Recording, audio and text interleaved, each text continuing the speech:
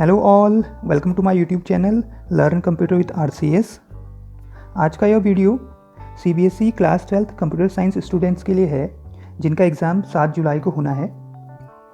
इस video series में हम कंप्यूटर साइंस के सैम्पल पेपर के कुछ क्वेश्चंस को डिस्कस कर रहे हैं। अपने पिछले वीडियोज़ में मैंने उसी सैम्पल पेपर के डेटा फाइल हैंडलिंग व क्लास एंड ऑब्जेक्ट टॉपिक के क्वेश्चन डिस्कस किए थे। आई होप आपने मेरे वो वीडियोज़ देखे होंगे। अगर आपने वो वीडियोस नहीं देखे हैं तो उन्हें आप ज़रूर देख लें, उनका लिंक आपको डिस्क्रिप्शन में मिल जाएगा। चलिए स्टार्ट करते हैं आज का वीडियो।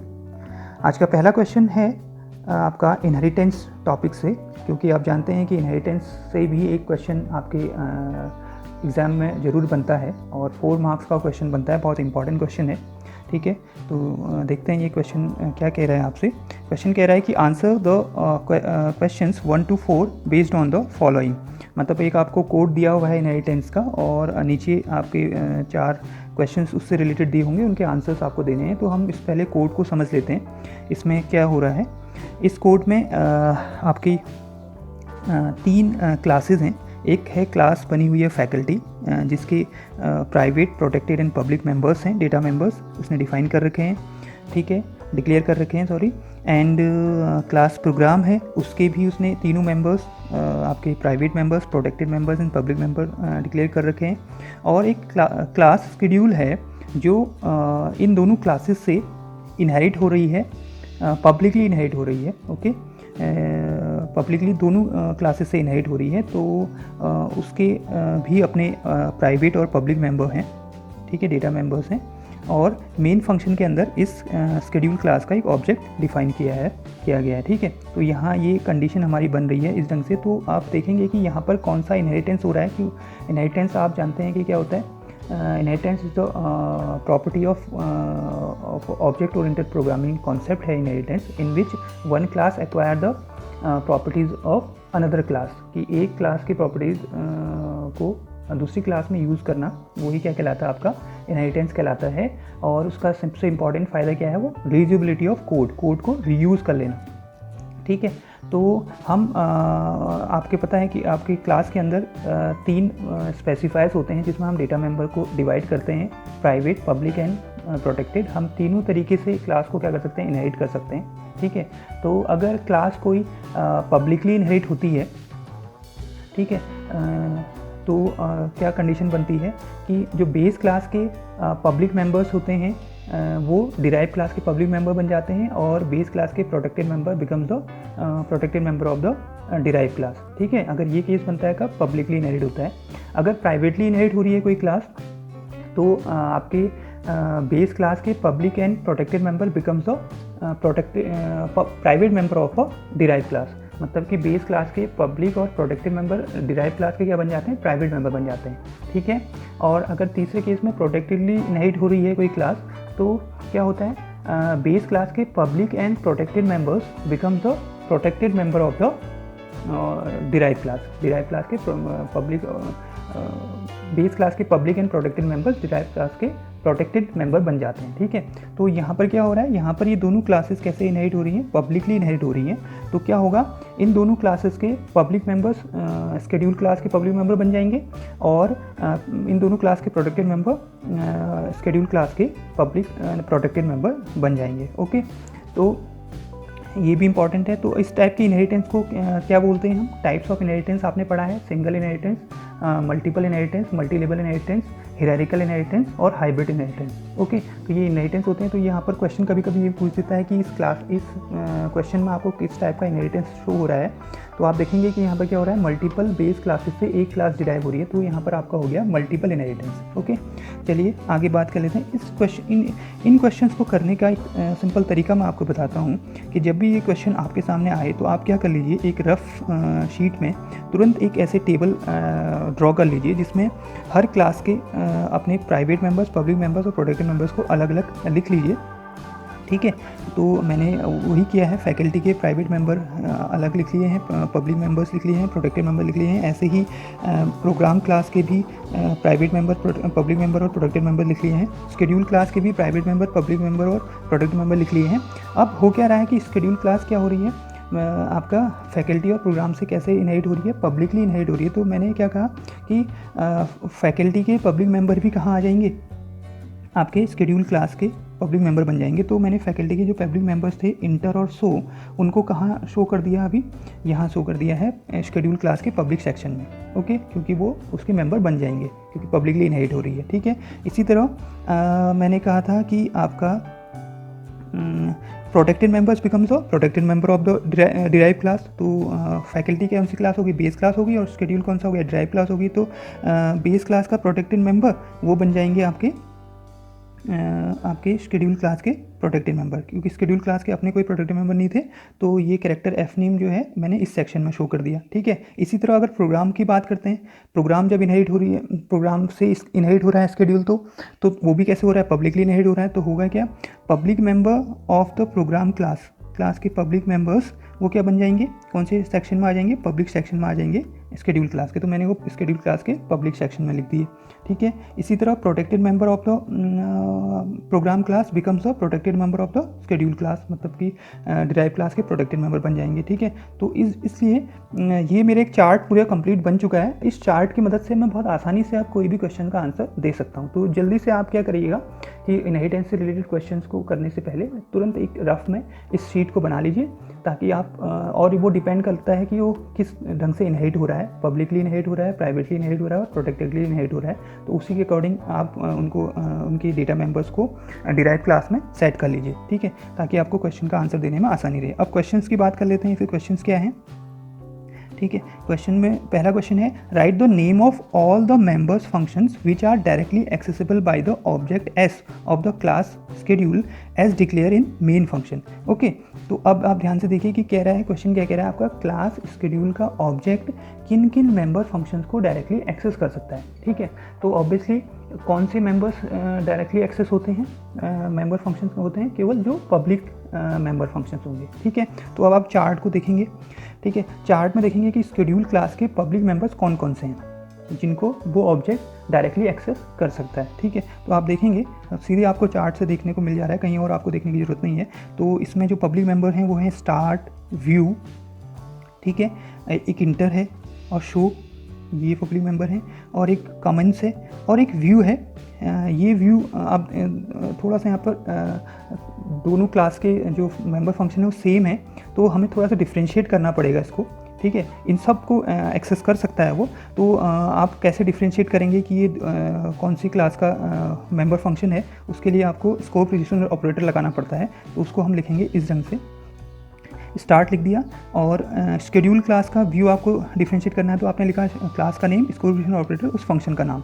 ठीक है, एंड देन फिर कमेंट्स एक फंक्शन है। फिर अगर प्रोग्राम क्लास के व्यू को दिखाना है तो प्रोग्राम क्लास का नेम लिखा, scope position operator view function का नेम। तो थोड़ा सा ये डिफरेंशिएट हो जाता है कि ये कौन सी क्लास का मेंबर फंक्शन है। ओके, और इंटर और सो फंक्शन को हम कॉल कर सकते हैं। तो ये सारे फंक्शंस हैं, मेंबर फंक्शंस हैं, जिनको ऑब्जेक्ट क्या कर सकता है, डायरेक्टली कॉल कर सकता है। वो हमने इस चार्ट की मदद से देख लिए। ठीक है, तो ये 1 मार्क्स आपका डन हो जाएगा अगर आपने ये सारे फंक्शंस इसमें लिख दिए हैं। बस ध्यान रखना है कि केवल पब्लिक मेंबर्स को ही आपका ऑब्जेक्ट जो है डायरेक्टली एक्सेस कर सकता है, चाहे वो पब्लिक मेंबर फंक्शन हो, चाहे वो पब्लिक डेटा मेंबर हो। ठीक है, यहाँ पर हमारे मेंबर फंक्शंस की बात की थी, तो इसलिए हमने केवल मेंबर फंक्शन को ही शो किया। ओके, आगे बढ़ लेते हैं। सेकंड क्वेश्चन है, write the name of all the members which are directly accessible by member function of start of class schedule.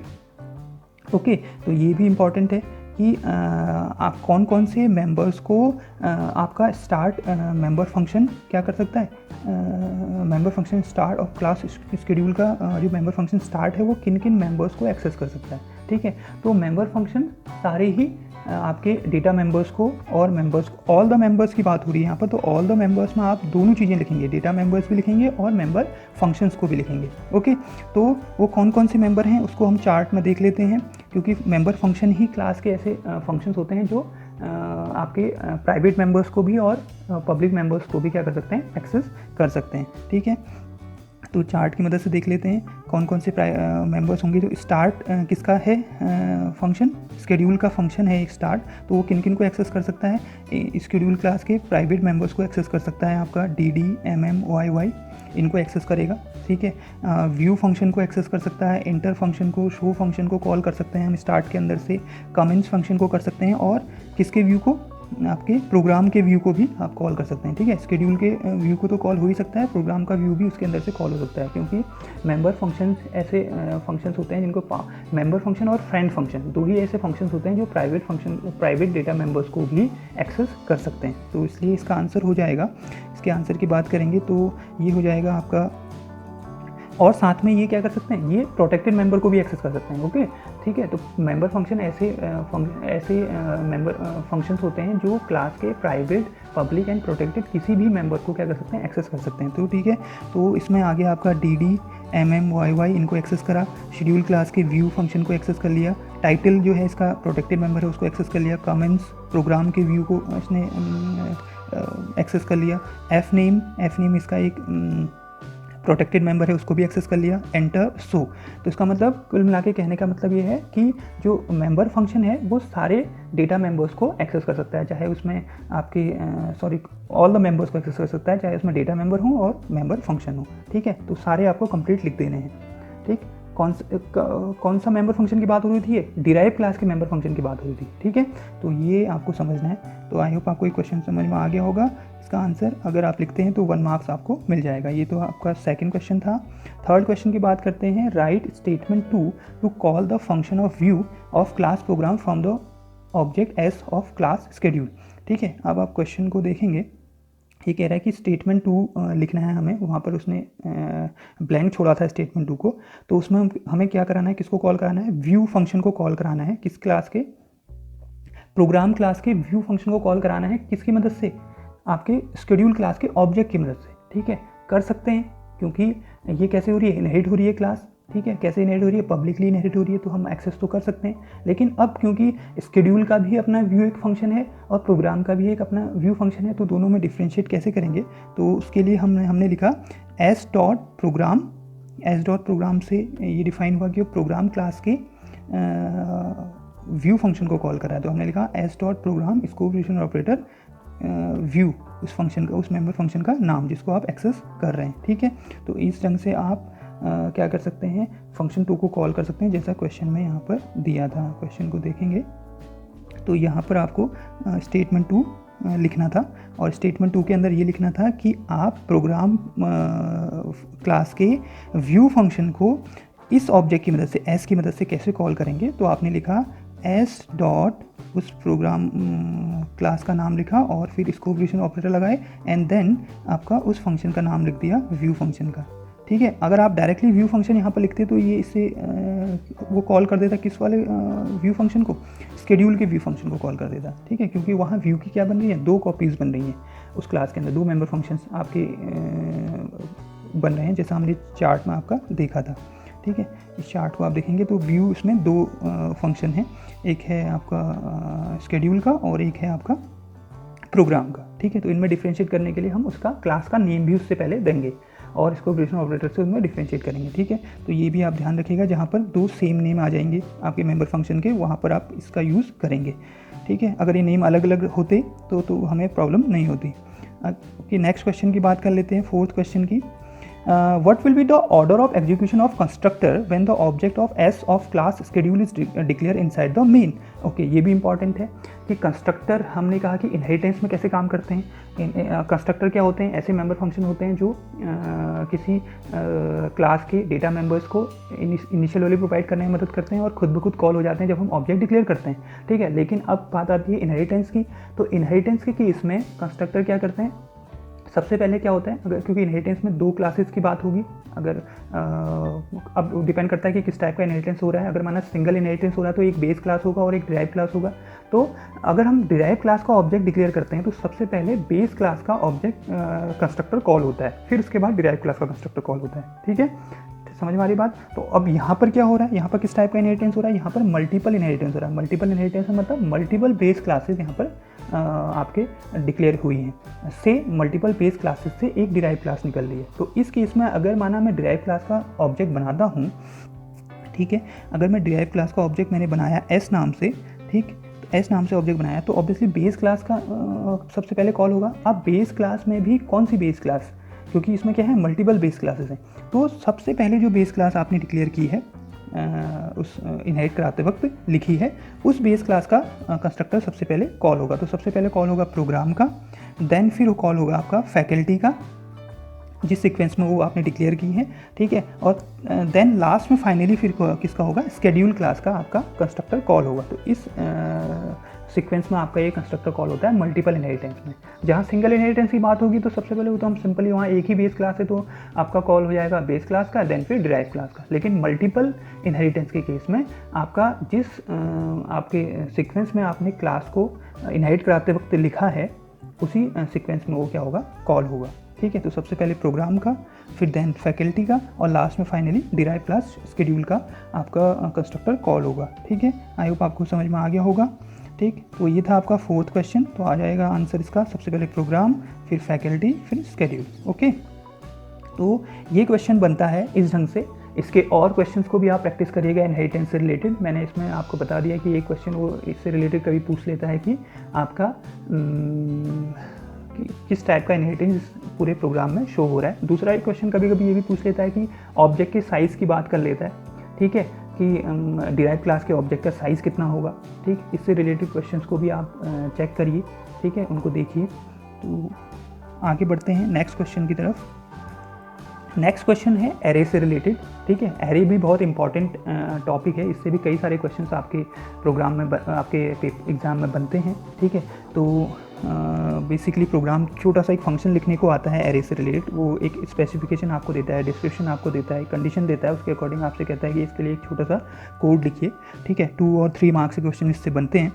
ठीक, तो पहला क्वेश्चन है write a user defined function add and 4, और जिसके अंदर क्या हो रहा है, आपके 3 आर्ग्यूमेंट पास हैं। एक 2 डायमेंशनल एरे पास है, एक integer row, integer column, C integer R और सी पास हैं जो रो और कॉलम को दिखा रहे हैं उसमें, क्योंकि 2 डायमेंशनल एरे में हम उनको रिप्रेजेंट करते हैं मैट्रिक्स के फॉर्म में। मैट्रिक्स रो और कॉलम का कॉम्बिनेशन होता है। In C++ to find and display the sum of all the values which are ending with 4, हमें क्या करना है, केवल उन इस एरे जो आपको मैट्रिक्स दी हुई है, इस मैट्रिक्स में से केवल उन्हीं एलिमेंट्स के का सम करना है जो एंड हो रहे हैं किससे, 4 से एंड हो रहे हैं। ठीक है, जिनका एलिमेंट, जैसे लाइक एग्जांपल हमने दिया हुआ है, अगर कंटेंट ऑफ एरे क्या है आपका 24, 16, 14 है, 19, 4, 5, ये अगर कंटेंट है तो इसमें से किस किस का वो सम देगा, 24 का, 14 का और 4 का, क्योंकि ये ही क्या हो रहे हैं, एंड हो रहे हैं किससे, आपका 4 से एंड हो रहे हैं। ठीक है, तो इन्हीं एलिमेंट्स का वो सम करे, बाकी एलिमेंट्स के सम को वो ना करे। ठीक है, तो फाइनली हमें ये सम देखना है। ठीक, तो अब हम चेक करेंगे, क्योंकि हमें प्रोसेस करना है किसमें, मैट्रिक्स में प्रोसेस करना है, तो ऑब्वियसली इसके लिए हम डबल फॉर लूप का यूज़ करेंगे। ठीक है, तो हमने इसके लिए प्रोग्राम यहाँ पर लिखा हुआ है। सबसे पहले 2 वेरिएबल ले लिए, आई और जे, जो कंट्रोलर को मूव कराएंगे रो और कॉलम के लिए। ठीक है, और एक वेरिएबल ले लिया सम, इनिशियल वैल्यू 0 कर दी है, जिसके अंदर उन एलिमेंट्स का सम स्टोर होगा। ठीक, पहला हमने रो के लिए चलाया, i = 0 से i < रो तक। ठीक है, इनर फॉर लूप j = 0 से j < कॉलम तक चलाया। ठीक है, अब इसमें हम चेक कर रहे हैं कि aij is modulus 10 is equal to 0, क्योंकि लास्ट एंडिंग हमें कैसे पता चलेगा, रिमाइंडर से ही पता चलेगा, तो हमने मॉडुलस ऑपरेटर लगा दिया। ठीक, तो सबसे पहला केस क्या होगा, पहले केस में i क्या होगा आपका 0 होगा, i 0 होगा, j भी आपका 0 होगा। ठीक है, तो a 0 0 मॉडुलस 10 कितना है, a 0 0 पे कौन सा एलिमेंट है, a 0 0 पे 24 एलिमेंट है। ठीक है, ये आपको इसकी लोकेशन आपको पता ही है, ये 0 लोकेशन हो गई, ये 0 1 लोकेशन हो गई, ये 0 2 लोकेशन हो गई, ये आपका 1 0 लोकेशन हो गई, ये 1 1 लोकेशन हो गई और 1 2 लोकेशन हो गई। इस ढंग से आपकी लोकेशन 2 डायमेंशनल एरे में शो होती है। तो 0 0 पे कौन सा एलिमेंट है आपका 24 है, 24 मॉडुलस 10 करेंगे तो इसका आंसर क्या आ जा रहा है, इक्वल टू 4 हो जा रहा है, ये मैच हो जा रहा है, तो उसको सम में ऐड कर देगा। ठीक है, 24 को सम में ऐड कर देगा, तो सम की वैल्यू क्या हो जाएगी, 0 + 24 24 हो जाएगी। ठीक है, सम की वैल्यू क्या हो गई आपकी 24 हो चुकी है। ठीक, ओके, नाउ सम हमारा कितना हो चुका है, 24 हो गया फर्स्ट केस में आपका। अब नेक्स्ट केस में जे, क्योंकि अभी आउटर लूप i = 0 ही रहेगा, जे की वैल्यू इंक्रीमेंट होगा, जे की वैल्यू 1 हो जाएगी, तो अब वो चेक करेगा 0 1 के लिए। 0 1 पे क्या है 16 है, और 16 का जब हम 10 से इसका मॉडुलस निकालेंगे तो वो 4 के इक्वल नहीं आएगा, तो इस केस में वो सम के ऐड नहीं करेगा। ठीक है, नेक्स्ट केस में अगला चलेगा आपका 02 के लिए, 02 के लिए वो चेक करेगा आपका 14 जो है, 14 का जो मॉडुलस 10 है अगर निकालें तो वो इक्वल टू 4 आ जाएगा, तो ये कंडीशन ट्रू हो जाएगी। तो सम में ऐड हो जाएगा 14, तो 24 और 14 ऐड हो जाएगा आपका 24 प्लस 14 कितना होता है 8 और 3 38 हो जाएगा। सम की वैल्यू कितनी हो गई आपकी, सम हो गया आपका, सम इक्वल टू हो गया 38। ओके, नाउ ये आपका जो आपका कॉलम के लिए चल रहा था, कॉलम अब फिनिश हो गए हैं, फिर से आई की वैल्यू में इंक्रीमेंट होगा। अब आई इक्वल टू 1 के लिए सेकंड रो के लिए चलेगा, सेकंड रो के लिए जे फिर से 0 से चलेगा। तो पहले केस में वो चेक करेगा 10 को, 10 का मॉडुलस 10 4 के इक्वल है, नहीं है, तो ये कुछ सम में कुछ ऐड नहीं होगा, ठीक है। एंड फिर उसके बाद 1 के लिए चेक करेगा, 1 के लिए मॉडुलस 10 इक्वल टू 0 आ जा रहा है, इक्वल टू 4 आ जा रहा है, ठीक है। तो इसका मतलब वो सम में ऐड कर देगा, सम की वैल्यू थी 38 एंड ऐड हो जाएगा 4, तो हो जाएगा 42, ठीक है। एंड देन लास्ट एलिमेंट के लिए भी वो रन करेगा आपका, किसके लिए, आपका 1 2 के लिए, 1 2 के लिए भी चलेगा, क्योंकि 1 आपका जे में इंक्रीमेंट हो रहा है 2 के लिए। 1 2 का मॉडुलस 10 इक्वल टू 4 है, नहीं है, तो ये कुछ नहीं करेगा, ठीक है, सम में कुछ ऐड नहीं करेगा, ठीक। तो अब इसके थ्रू क्या हो जाएगा, फॉर लूप भी खत्म हो जाएगा, क्योंकि रो 2 थे तो 2 टाइम आपका फॉर लूप चला रो के लिए और 3 टाइम चला आपके लिए कॉलम के लिए। तो फॉर लूप एंड हो गए हैं दोनों केसेस में। तो फाइनली आपको सम मिल गया है, आप उसे प्रिंट कर दीजिए 42 आपके स्क्रीन पे आपको शो हो जाएगा। तो इस ढंग से ये प्रोग्राम बनाना था। इस कोड को आप समझ लीजिए फिर से दोबारा से, ठीक है। इसको नोट करिए कॉपी में, प्रैक्टिस करिए इसकी कि कैसे हम इसको बनाएंगे, ठीक है। इस ढंग से वो, और बस इसमें केवल क्या कर सकता है, इसके लॉजिक में थोड़ा सा चेंजेस कर सकता है प्रोग्राम, यही होगा, लॉजिक में चेंज कर सकता है। तो आपको केवल यहाँ पर लॉजिक को ध्यान देना है कि ये कैसे काम कर रहा है, ठीक है, इस टाइप के प्रोग्राम्स में। ओके, नेक्स्ट क्वेश्चन की बात करते हैं। नेक्स्ट क्वेश्चन भी क्योंकि उसमें थोड़ा सा मैंने आपको बताया था कि कुछ क्वेश्चंस में क्या मिल रहा है, आपको चॉइस मिल रही है। तो हो सकता है कि इन क्वेश्चंस में भी आपको कुछ चॉइस मिल जाए। तो चॉइस मिल जाए तो जो क्वेश्चन आप बेटर ढंग से कर सकते हैं उसी को अटेम्प्ट करिए, ताकि आपको complete full marks you will get. Okay, तो ये और ऑप्शन है इसी का। और ऑप्शन क्या कह रहा है, write a user defined function in C++ to find the sum of both left and right diagonal element of 2 dimensional array. 2 dimensional array के लेफ्ट और राइट डायगोनल एलिमेंट्स को क्या करना है, आपने ऐड करना है, ठीक है, उनका सम करना है, ठीक। तो सिंपल है। तो पहले तो एक 2 डायमेंशनल एरे मैं यहाँ पर बना देता हूँ, सपोज 1 2 3 4 5 6 7 8 9। ये हमेशा स्क्वायर मैट्रिक्स में ही काम वर्क करेगा। तो स्क्वायर मैट्रिक्स में क्या होता है, जिसमें नंबर ऑफ रोज और नंबर ऑफ कॉलम्स क्या होते हैं, बराबर होते हैं, ठीक है, क्योंकि डायगोनल उसी में हमें शो होंगे, ठीक। लोकेशन वाइज में देखूँ तो ये 0 0 लोकेशन हो गई, ये 0 1 लोकेशन हो गई, ये 0 2, ये आपका 1 0, ये 1 1, ये 1 2, ये 2 0 2 1 और 2 2, ठीक है। तो आप ध्यान से देखेंगे तो पहला डायगोनल एलिमेंट्स जो स्टोर्ड हैं, फर्स्ट डायगोनल की बात करूं तो फर्स्ट डायगोनल एलिमेंट में कौन कौन से हैं, 1 5 और 9। वो किस किस लोकेशन पे है, 0 0 लोकेशन पे है, 1 1 लोकेशन पे है और 2 2 लोकेशन पे है, ठीक है। और सेकंड डायगोनल की बात करूं तो उसमें एलिमेंट है 3 5 7 मेरे अकॉर्डिंग। तो वो केस में है 0 2 लोकेशन पे है, 1 1 लोकेशन पे है और 2 0 लोकेशन पे है, ठीक है। तो ये हमने डिसाइड कर लिया कि आपका एरे इस ढंग से होगा 2 0 और ये होगा 2 1, ठीक है। इसको आप कॉपी में बना लीजिएगा 2 1 और ये 2 2। ओके, तो इस ढंग से आपका ये लोकेशन वाइज स्टोर्ड है। अब इनका सम निकालना है हमें। इसने ये क्या कर रहा है कि सम निकालने के लिए आपका एक फंक्शन इसने बना लिया, जिसके अंदर एक 2 डायमेंशनल एरे पास कर दिया और n ले लिया। n यहाँ पर number of rose and column अलग अलग लेने की ज़रूरत नहीं है, क्योंकि हमारा, मैंने कहा कि स्क्वायर मैट्रिक्स की बात होगी तो यहाँ पर केवल एक ही, जितने नंबर ऑफ रोज होंगे उतने ही कॉलम भी होंगे। तो इसने एक n वेरिएबल ले लिया है, ठीक है। एक 2 वेरिएबल ले लिए हैं, सम LT और सम RT, राइट डायगोनल और लेफ्ट डायगोनल का सम करने के लिए, ठीक है। तो फॉर लूप यूज़ कर रहा है i = 0 i n से, और सम LT में ऐड कर दे रहा है a i। तो इसने थोड़ा तरीका बदला है। a में आप देखेंगे तो a 0 0 ऐड हो जाएगा फर्स्ट केस में, ठीक है। और एल्स में वो कर रहा है n - 1 - i। n - 1 - i का मतलब हो जाएगा आपका n कितना है आपका, अगर मैं इसकी बात करूँ तो 3 है। 3 - 1 - i, फर्स्ट केस में आपका i क्या है, 0 है, तो 3 - 1 दैट मीन 2, ठीक है। तो आप देखेंगे ध्यान से कि पहला सेकंड जो राइट डायगोनल है उसका क्या है 2 0, ठीक ठीक है, उसका जो लोकेशन है 20, तो यहाँ पर आ गया 2 और आई को रिप्रेजेंट करेगा 20, तो ये राइट डायगोनल के लिए 20 को ऐड कर दे रहा है। ठीक है, तो इस ढंग से ये आपका प्रोग्राम चल रहा है। ठीक है, तो आप इसको फिर से समझ लीजिए कि फर्स्ट केस में वो क्या करेगा, लेफ़्ट डायगोनल के लिए कौन से एलिमेंट को जोड़ेगा, A00 एलिमेंट को जोड़ेगा। ठीक है, और राइट डायगोनल के लिए किसको जोड़ेगा, 20 एलिमेंट को ऐड कर देगा, जो 20 लोकेशन पर उसमें एलिमेंट है। ठीक है, और अगले केस में फिर आई की वैल्यू क्या हो जाएगी, 1 हो जाएगी, तो अगले केस में वो किस एलिमेंट को ऐड कर देगा, 1 एलिमेंट को ऐड कर देगा।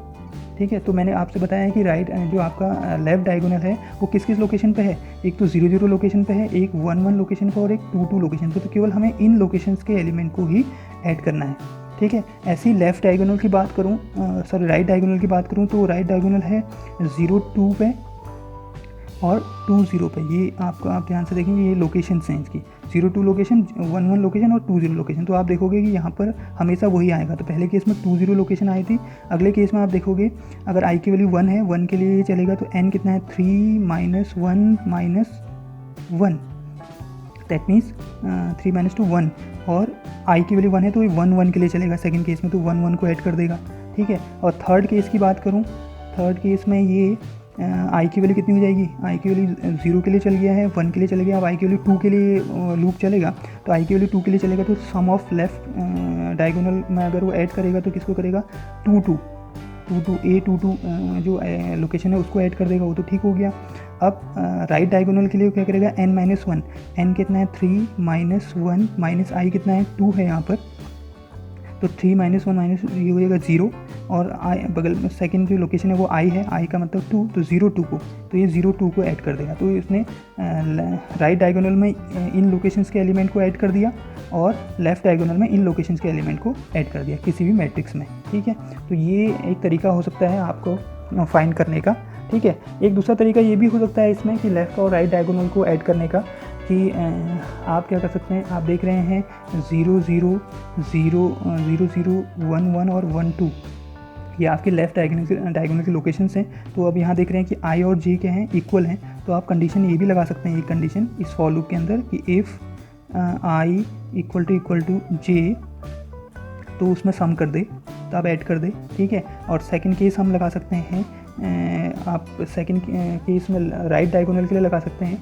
तो राइट डायगोनल के जो एलिमेंट हैं वो कहाँ स्टोर हैं, वो स्टोर हैं 02 पे, 22 पे, सॉरी 11 पे और 20 पे, इन लोकेशंस पे स्टोर हैं राइट डायगोनल के एलिमेंट्स।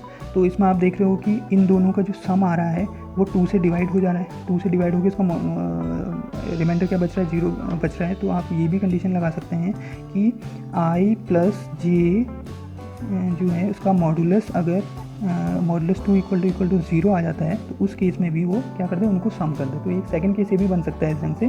तो अब यहाँ पर उस केस में आपको डबल फॉर लूप लगाने की ज़रूरत पड़ेगी, तो ये भी एक बेटर ऑप्शन है। आप देख लीजिए दोनों में से जो कंडीशन आप यूज़ करेंगे। ठीक है, फाइनली फिर उन दोनों को क्या कर दीजिए, आप प्रिंट कर दीजिए। ठीक है, तो इस ढंग से ये एरे के क्वेश्चंस आ रहे हैं, आप थोड़ा सा इनको ध्यान दे के प्रैक्टिस करिएगा। चलिए नेक्स्ट क्वेश्चन की बात करते हैं। नेक्स्ट क्वेश्चन भी एरे से ही रिलेटेड है। ठीक है, इस क्वेश्चन में ये क्या कह रहा है, राइट और user defined function extra element, और जिसके अंदर आपको एक फंक्शन दिया हुआ है जिसके 3 आर्ग्यूमेंट उसके अंदर पास हैं, 2 एरे और एक एन इंटीजर। ठीक है, and to C++ to find and display the extra element in the array, and array A contains all the element of array B but 1 more extra element. Restriction क्या है, array element are not in order. ठीक है, कहने का मतलब 2 array हैं आपके पास और दोनों एरे में सेम एलिमेंट्स हैं, लेकिन जो फर्स्ट एरे है उसमें एक एक्स्ट्रा एलिमेंट भी है। ठीक है, दोनों के एलिमेंट इक्वल हैं मतलब इक्वल कहने का मतलब सेम है, लेकिन फर्स्ट वाले एरे में एक एक्स्ट्रा एलिमेंट है। उस एक्स्ट्रा एलिमेंट को हमें क्या करना है, फाइंड करना है कि वो कौन सा एक्स्ट्रा एलिमेंट है फर्स्ट वाले एरे में। ठीक, उसके लिए हमें एक पूरा कोड लिखना है। तो बस वो एरे एलिमेंट्स क्या हैं, ऑर्डर में नहीं है। दोनों एलिमेंट जो एरे में एलिमेंट्स हैं वो सेम ऑर्डर में नहीं है।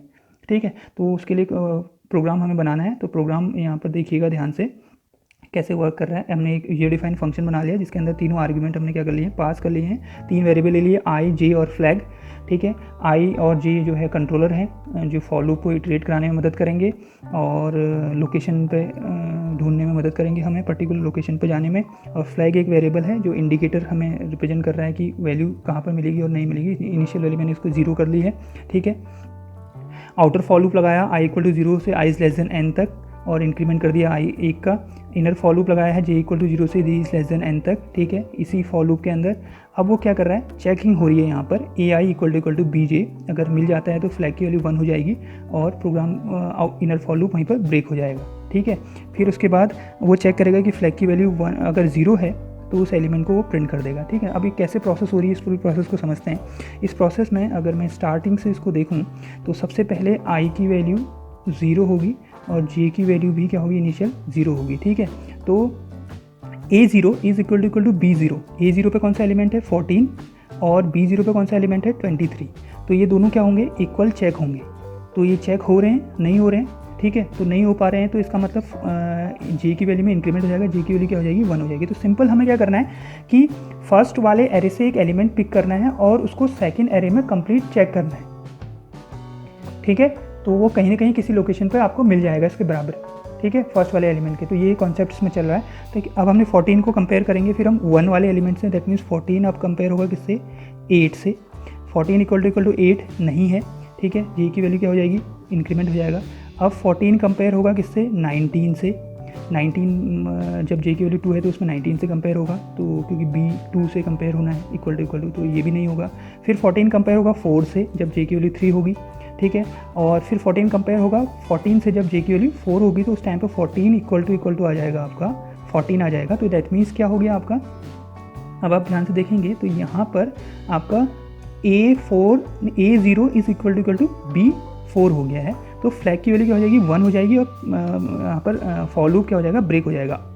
इनर फॉर लूप क्या हो गया है, ब्रेक हो गया है, ठीक है। इनर फॉर लूप ब्रेक हो गया तो उससे बाहर आएगा और वहाँ चेक करेगा कि flag equal to 0, no, flag की वैल्यू क्या हो चुकी है 1 हो चुकी है। तो ये स्टेटमेंट प्रिंट नहीं होना है, ठीक। फिर से फ्लैग की वैल्यू क्या कर देगा, 0 कर देगा। अगेन फ्लैग की वैल्यू क्या हो गई, 0 होगी। तो ये इफ़ का ये स्टेटमेंट प्रिंट नहीं होगा इस केस में, ठीक है। अब फ्लैग की वैल्यू फिर से 0 हो चुकी है, ठीक। अब i की वैल्यू में इंक्रीमेंट हो जाएगा, i की वैल्यू 1 हो जाएगी। i की वैल्यू 1 के लिए फिर j किससे चलेगा, 0 से चलेगा, ठीक है। i की वैल्यू 1 का मतलब अब a1 पर कौन सा एलिमेंट है, अब हमने 21 पिक कर लिया। अब 21 को कंपेयर करिए सारे एलिमेंट से, ठीक है। तो 21 सबसे पहले कंपेयर होगा जब j की वैल्यू में इंक्रीमेंट होता रहेगा, j की वैल्यू में इंक्रीमेंट होगा, जो j की वैल्यू 0 के लिए 23 से कंपेयर होगा तो नहीं मिलेगा, ठीक है। 21 फिर कंपेयर होगा 8 से, तब भी नहीं मिलेगा। 21 19 से कंपेयर होगा तब भी नहीं मिलेगा। 4 से कंपेयर होगा, नहीं मिलेगा। j की वैल्यू में इंक्रीमेंट होते जा रहा है, 14 से नहीं होगा, 11 से नहीं होगा, 5 से नहीं होगा। तो इस पूरे सेकंड एरे में जो मैं 21 कंपेयर कर रहा था वो कहीं पर भी नहीं मिला जब तक j फिनिश नहीं हो गया। j फिनिश हो चुका है, j फिनिश होने के बाद आपका 21 मुझे कहीं पर भी मैच नहीं हो पाया, मतलब कि a1 जो एलिमेंट है वो b एरे में कहीं पर भी मिला नहीं। तो इसका मतलब ये इफ़ कंडीशन के अंदर नहीं गया होगा, तो फ्लैग की वैल्यू क्या रही होगी, 0 रही होगी। तो अब यहाँ आ जाएगा, यहाँ पर आ जाएगा और इससे मिलेगा फ्लैग इक्वल टू 0, तो एक्स्ट्रा एलिमेंट प्रिंट कर देगा a0। एक्स्ट्रा एलिमेंट आपका क्या प्रिंट कर देगा, a0 आपके स्क्रीन पे प्रिंट कर देगा। a0 मतलब a1 सॉरी, क्योंकि i की वैल्यू किसके लिए चला था, 1 के लिए मिला था। तो a1 आपके सामने प्रिंट हो जाएगा। a1 में क्या वैल्यू है 21 आपके सामने प्रिंट हो जाएगा, ठीक। और देन फिर फ्लैग की वैल्यू क्या हो जाएगी, फिर से अगेन 0 हो जाएगी। अब क्या होगा, फ्लैग की वैल्यू फिर से 0 होगी तो फिर अब फॉर लूप चलेगा किसके लिए, i इक्वल टू 2 के लिए।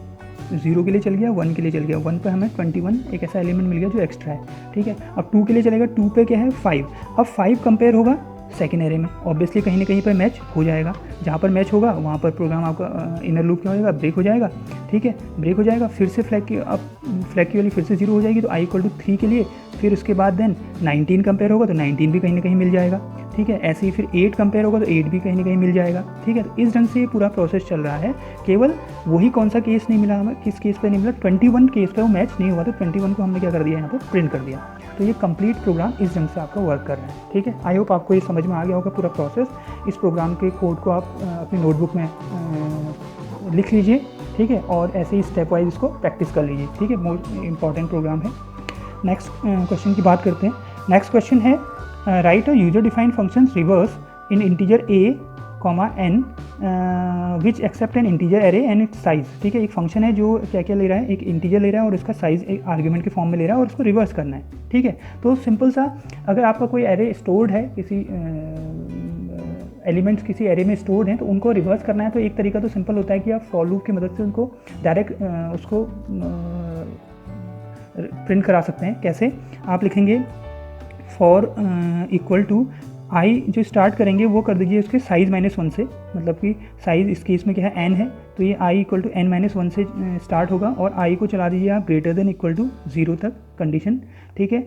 और कंडीशन और उसके बाद i में डिक्रीमेंट कर दीजिए और देन आप यहाँ पर सी आउट ai कर देंगे, ai को प्रिंट कर देंगे, तो तब भी क्या होगा, रिवर्स डायरेक्टली प्रिंट हो जाएगा, ठीक है। सबसे पहले वो n-1 का मतलब लास्ट लोकेशन पे जो एलिमेंट होगा उसको प्रिंट कर देगा, फिर उसके बाद अगले एलिमेंट को, तो ये रिवर्स ऑर्डर में इस ढंग से भी आप प्रिंट कर सकते हैं। यहाँ पर थोड़ा तरीका चेंज किया है, ठीक। तो यहाँ पर हमने एक फंक्शन ले लिया रिवर्स फंक्शन, जिसमें एक एरे पास है और एक साइज उसका पास है, ठीक है। एक टेम्प्रेरी वेरिएबल ले लिया है, फॉर लूप चला रहे हैं।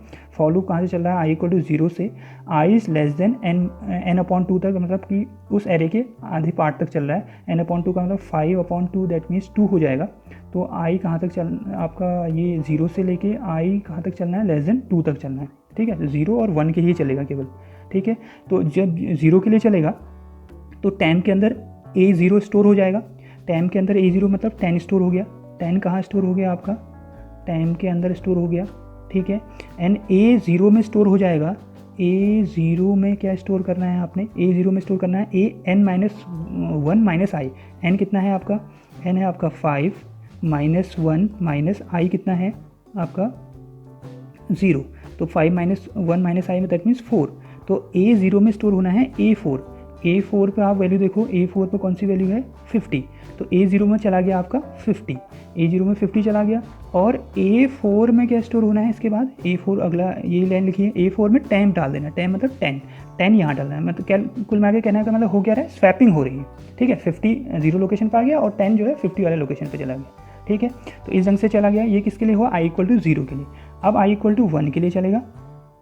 i = 1 के लिए आप देखोगे तो फिर से वही टैम्प में क्या चला जाएगा, टैम्प में आपका स्टोर हो जाएगा a1 का मतलब आपका 20 टैम्प में स्टोर हो गया, ठीक है। और a1 में स्टोर हो जाएगा an-1 - i, n कितना है 5 -1 और i की वैल्यू यहाँ पर क्या है 1, तो ये हो जाएगा 3।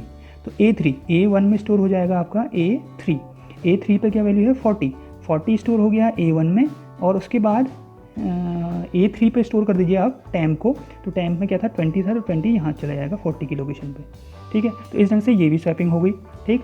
अब थर्ड केस जब इंक्रीमेंट होगा i की वैल्यू में, i की वैल्यू क्या हो जाएगी 2 हो जाएगी, तो ये कंडीशन क्या हो जा रही है फॉर लूप की, फॉल्स हो जा रही है। तो अब ये चलना है नहीं आगे, तो आपका एरे क्या हो चुका है, रिवर्स हो चुका है, ठीक है। आप उसको प्रिंट करा देंगे तो आपका एरे रिवर्स हो गया, ठीक है। तो सिंपली इस वाले प्रोग्राम ने क्या किया, आप थोड़ा सा अंतर देखेंगे, जो मैंने प्रोसेस आपको बताई थी उस प्रोसेस में क्या हुआ कि आपका एरे के एलिमेंट जो मेन एरे था उसकी वैल्यूज़ में कोई चेंजेस नहीं हुआ, मैंने केवल उनकी वैल्यूज़ को क्या कर दिया, रिवर्स ऑर्डर में प्रिंट कर दिया। यहाँ क्या होगा, उस एरे की वैल्यूज़ में भी क्या हो जाएगा, चेंज हो जाएगा। मतलब वो अब एरे जो आपको शो होगा ना, जो मेमोरी में जो एरे आपको शो होगा, आप प्रिंट करेंगे तो इसी ढंग से शो होगा। 50 आपका यहाँ 40 आ जाएगा, यहाँ 30 लोकेशन पे, तो लोकेशन की पर्टिकुलर वैल्यू पे ही चेंज भी हो सकता है। तो दोनों में से आप कोई भी मेथड आप यूज़ कर लीजिए प्रिंट करने के लिए, ठीक है। तो आपको समझ में आ गया होगा ये प्रोग्राम कैसे वर्क कर रहा है, ठीक है। तो ये था एरे का क्वेश्चन। नेक्स्ट क्वेश्चन की बात कर लेते हैं। नेक्स्ट क्वेश्चन है, ये भी बहुत इंपॉर्टेंट क्वेश्चन है। ये क्वेश्चन आपके प्रोग्राम आपके पेपर में बनता ही बनता है, ठीक है। तो इसमें दो तरीके से बनते हैं क्वेश्चन की, अगर आपने मेमोरी लोकेशन फाइंड करनी है किसी एरे की, ठीक है, किस एड्रेस पे वो स्टोर है, तो डिपेंड करता है कि उस एरे को आपने मेमोरी में कैसे स्टोर किया है, कॉलम वाइज स्टोर किया है, रो वाइज स्टोर किया है। तो उसके लिए आपको केवल 2 फॉर्मूले याद रखने हैं। ये फॉर्मूले मैंने यहाँ पर लिखे हुए हैं, आप ध्यान से देखेंगे, ठीक है। तो पहला फॉर्मूला है, जब एरे जो है स्टोर हो रहा है कॉलम वाइज जब स्टोर हो रहा है तो किसी लोकेशन को आपको फाइंड करना है, किसी एलिमेंट की लोकेशन को फाइंड करना है, तो आप यूज़ करेंगे B that means base address, उस एरे का बेस एड्रेस, प्लस डब्ल्यू का मतलब उस एलिमेंट का साइज़ जो दिया होगा आपको क्वेश्चन में, मल्टीप्लाई आई क्या हो गया, वो लोकेशन हो गया first location, plus J second location, multiplied by M. J multiply हो रहा है एम से, एम क्या है यहाँ पर, नंबर ऑफ़ रोज़, ठीक है। तो ये ध्यान देना है यहाँ पर कि आपका जब कॉलम वाइज आपने एरे स्टोर कर रखा होगा एरे को, एलिमेंट को मेमोरी में, तो उस टाइम पर आप सेकंड इंडेक्स के साथ नंबर ऑफ़ रोज़ को मल्टीप्लाई करेंगे, ठीक है। तो ये एक फॉर्मूला है, ठीक। इसी तरह से एक दूसरा फॉर्मूला है, जब एरे आपने स्टोर कर रखा है रोज़ के अकॉर्डिंग, ठीक है। रोज़ में मेमोरी में रो वाइज अगर आपने एरे को स्टोर कर रखा है तो उसके लिए आप किसी मेमोरी लोकेशन आपको फाइंड करना है किसी एलिमेंट का, तो आप सबसे पहले फॉर्मूला लिखेंगे वही base address plus W word size multiply, यहाँ पर I उसका फर्स्ट इंडेक्स हो गया, I multiply by N, N यहाँ पर क्या है नंबर ऑफ़ कॉलम्स है, तो I के साथ क्या मल्टीप्लाई हो रहे हैं नंबर ऑफ़ कॉलम मल्टीप्लाई हो रहे हैं, देन फिर J उसमें ऐड हो जा रहा है और वो किससे मल्टीप्लाई हो जा रहा है W से मल्टीप्लाई हो जा रहा है पूरा कंप्लीट, और इसको हम बेस एड्रेस में जोड़ दे रहे हैं, तो जो फाइनल जो रिजल्ट मिल रहा है वो मुझे उस लोकेशन का एड्रेस मिल जा रहा है, ठीक है। तो ये दोनों फॉर्मूले को आप याद कर लीजिए, क्योंकि इन्हीं में कन्फ्यूजन होता है। बहुत सारे स्टूडेंट्स ऐसा कन्फ्यूजन वहाँ करके भी आते हैं कि कॉलम वाइज क्वेश्चन होता है तो उसको रो वाइज में बना देते हैं, ठीक है। तो इन फॉर्मूला को याद कर लीजिए, दोनों फार्मूलाज को याद कर लीजिए, ठीक है, और कंडीशन देख लीजिए कि कॉलम वाइज में कौन सा लगेगा और रो वाइज में कौन सा लगेगा। तो क्वेश्चन पे बात करते हैं, हमने क्वेश्चन किस हिसाब से मिला हुआ है। An array 1030 is stored in the memory along with column, तो ये हमें कॉलम में स्टोर्ड हैं एलिमेंट्स, ठीक है। एरे है 1030 का, in with each of its element occupying 2 bytes, word size हमें 2 बाइट दिया हुआ है। Find out the memory location of 510 की मेमोरी लोकेशन हमें फाइंड करनी है। और एक क्या दिया हुआ है इसमें क्वेश्चन में, ये दिया हुआ है कि ये कोई एक एलिमेंट है 215, वो स्टोर है 8200 पे, ठीक है। तो हमें जो वैल्यूज़ हमें गिवन है उनको आप लिख लीजिए, ठीक है। तो हम पहले तो इम्पॉर्टेंट है कि लोअर बाउंड और अपर बाउंड की बात करते हैं, ठीक है। तो आपका जहाँ पर लोअर बाउंड की बात होगी तो लोअर बाउंड ऑफ रो और लोअर बाउंड ऑफ कॉलम हम मान लेंगे क्या है वो 0 है इसकी इसमें, ठीक है। लोअर बाउंड ऑफ रो और लोअर बाउंड ऑफ कॉलम दोनों क्या है 0 हैं, ठीक। वर्ड साइज हमें दिया है 2 बाइट, नंबर ऑफ रोज़ हमें दिया है, इसके लिए हम किसको देखेंगे मेन एरे को देखेंगे, ठीक है। नंबर ऑफ रोज़ और नंबर ऑफ कॉलम को शो करने के लिए हम मेन एरे को देखेंगे। मेन एरे है आपका जिसमें नंबर ऑफ रोज़ क्या है 10 है और नंबर ऑफ कॉलम कितने हैं 30 हैं, ठीक है। 1030 का एक एरे था, ये हमने जितने भी हमें वैल्यूज़ थी वो हमें गिवन थी, हमने नोट कर ली, ठीक। अब हमने फॉर्मूला यूज़ करा क्योंकि मुझे क्या गिवन नहीं है, बी नहीं गिवन है, ठीक है। मुझे इस फॉर्मूले में अगर मैं रखता हूँ तो मुझे बी गिवन नहीं है, ठीक है। तो मैं पहले बी निकालूंगा, बी मतलब बेस एड्रेस फाइंड करूँगा, और बेस एड्रेस को फाइंड करने के लिए मैं इस लोकेशन का यूज़ करूँगा, ठीक है। तो सबसे पहले मैंने इस लोकेशन के लिए वैल्यू रख दिया, location of 215 is equal to formula यही रखा, यही वाला फॉर्मूला रखा, ठीक है। इसकी जगह वैल्यू पुट कर दी और बी को प्लेस पे बी रखा, बाकी जगह अपने डब्ल्यू की जगह 2 पुट कर दिया है। आई और जे क्या है यहाँ पर, ये लोकेशन है 2 और 15, आई की वैल्यू 2 है और जे की वैल्यू कितनी है 15 है, ठीक है। और एम क्या है आपका, नंबर ऑफ़ रोज़ है, नंबर ऑफ़ रोज़ आपने मल्टीप्लाई कर दिए 10 जो है, ठीक है, 15 से मल्टीप्लाई हो गया और ये कैलकुलेट हो गया, आपको क्या मिल जाएगा यहाँ पर बेस एड्रेस मिल जाएगा, ठीक है। इस लोकेशन जो आपको इस एलिमेंट की लोकेशन दी थी इसकी मदद से आपने इसकी जगह लोकेशन फिट कर दिया, ठीक है। ये तो थोड़ा कैलकुलेशन है, मैथमेटिकल कैलकुलेशन है, इसको आप देख लीजिए, ठीक है। इसको कैलकुलेट करके आपने बेस एड्रेस निकाल दिया। अब जब आपको बेस एड्रेस पता चल गया है तो अब आप इस एलिमेंट का एड्रेस भी निकाल सकते हैं। तो address of this element this location is, वही फॉर्मूला रख देंगे, फॉर्मूला यही यूज़ होगा, ठीक है। बी की जगह पर बेस एड्रेस रख देंगे जो हमें आपने कैलकुलेट किया था, ठीक है। और वर्ड साइज 2 हो जाएगा इन मल्टीप्लाई। अब आई और जे की वैल्यू क्या हो जाएगी इस केस में, आई कितना हो जाएगा 5 और जे कितना हो जाएगा 10, ठीक है। जब हम यहाँ इस लोकेशन की बात करें तो वहाँ आई था 2 और जे था 15, जब ऊपर हमने इसकी मदद से बेस एड्रेस निकाला था, ठीक है। तो आई की जगह पर 5 यूज़ करना है और जे की जगह पर 10 यूज़ करना है और जे को मल्टीप्लाई करना है नंबर ऑफ़ रोज़ से। नंबर ऑफ़ रोज़ कितने हैं 10 है, तो 10 से मल्टीप्लाई कर दीजिए, कैलकुलेट कर दीजिए पूरा कंप्लीट, उसको कैलकुलेट करने के बाद उसकी लोकेशन आपके सामने आ जाएगी। तो ये क्वेश्चन आपका बनता है 3 मार्क्स का क्वेश्चन है, बहुत इंपॉर्टेंट है। इस टाइप के और क्वेश्चन की प्रैक्टिस जरूर कर लीजिए, फॉर्मूला को जरूर याद कर लीजिए, ठीक है। नेक्स्ट क्वेश्चन की बात करते हैं। नेक्स्ट क्वेश्चन इसी का और एक चॉइस है, चॉइस आपको मिली हुई है इसमें, या तो आप वो कर लीजिए या कर लीजिए, ठीक है। इस क्वेश्चन को देख लेते हैं, ये भी उसी से रिलेटेड है, ठीक है। An array 3010 is stored in the memory with each element requiring 4 bytes storage if the base address is 4500। लेकिन इसमें थोड़ा क्वेश्चन में क्या है, चेंजेज है, इसमें बेस एड्रेस गिवन है, उस वाले क्वेश्चन में बेस एड्रेस गिवन नहीं था, तो हमने पहले बेस एड्रेस कैलकुलेट करा था किसी दूसरे लोकेशन के एड्रेस की मदद से, ठीक है। यहाँ हमें बेस एड्रेस डायरेक्टली गिवन है, तो और हमें इसका मेमोरी एड्रेस फाइंड करना है 12/8 का, तो ये तो डायरेक्ट फॉर्मूले से, एक ही फॉर्मूले से यूज़ वर्क हो जाएगा इसका, ठीक है। अब डिपेंड करता है कि कंटेंट कैसे स्टोर कर रखा है, रो के थ्रू स्टोर कर रखा है, तो रो वाला फॉर्मूला इसमें लगेगा, ठीक है। तो रो वाला फॉर्मूला इसमें लगेगा, तो रो वाले फॉर्मूले में हमने वही दिखा था सिंपल 12/8 का हम लोकेशन निकाल रहे हैं, तो बी प्लस डब्ल्यू मल्टीप्लाई आई जो है मल्टीप्लाई होगा नंबर ऑफ़ कॉलम्स है, एन क्या है यहाँ पर नंबर ऑफ़ कॉलम्स हैं, ठीक है। तो आप नंबर ऑफ़ कॉलम्स और रो कितने हैं इसमें पहले आप इस क्वेश्चन में देख लीजिए। नंबर ऑफ़ रोज़ हैं 30, नंबर ऑफ़ कॉलम्स हैं 10, ठीक है। और W कितना दिया है, W है आपका वर्ड साइज़ है 4 बाइट, और B की वैल्यू भी आपको पता है, B की वैल्यू है 4500, ठीक है। रो आपको पता चली गया है, रो को मैं रिप्रेजेंट कर रहा हूँ आपका M से, ठीक है। अगर मैं M से रिप्रेजेंट कर रहा हूँ रो को, तो रो कितने हैं 30, और N जो है कॉलम में कितने हैं 10 है, ठीक है। लोअर बाउंड ऑफ रो और लोअर बाउंड ऑफ कॉलम दोनों क्या होंगे, 0 होंगे, ठीक है। तो आप डायरेक्टली इस फॉर्मूले में इसको पुट कर दीजिए सारी वैल्यूज़ को, ये जो सारी वैल्यूज़ हैं, ठीक है। M की जहाँ पर कॉलम को मल्टीप्लाई करना है कॉलम को, I और J क्या होंगे, I और J जिस लोकेशन को हमें फाइंड करना है, 12 और 8, I की वैल्यू होगी 12 और J की वैल्यू होगी आपकी 8, ठीक है। ये सारी वैल्यूज़ आपको मिल चुकी हैं, ठीक है।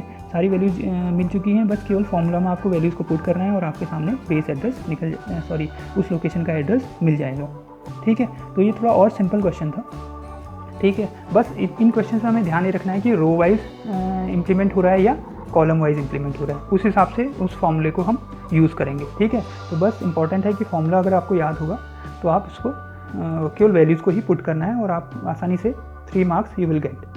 तो ये थे कुछ क्वेश्चंस जिनको मैंने आज आपके सामने डिस्कस किया था, ठीक है। अगले वीडियो में मैं आपके सामने आपका डेटा स्ट्रक्चर में स्टैक और क्यू से आने वाले क्वेश्चंस के बारे में डिस्कस करूँगा। आई होप आपको ये वीडियो पसंद आया होगा। आपको ये वीडियो कैसा लगा इसको कमेंट सेक्शन में जाकर कमेंट ज़रूर करें, और वीडियो को कंप्लीट देखें, ज़्यादा से ज़्यादा लोगों में शेयर करें, लाइक करें वीडियो को, ठीक है। और ज़्यादा से ज़्यादा स्टूडेंट्स को मेरी रिक्वेस्ट है कि इसको शेयर करें ताकि वो इसका फ़ायदा उन्हें मिल पाए, ठीक है। मिलते हैं अगले वीडियो में कुछ नए क्वेश्चंस के साथ। Thanks for watching.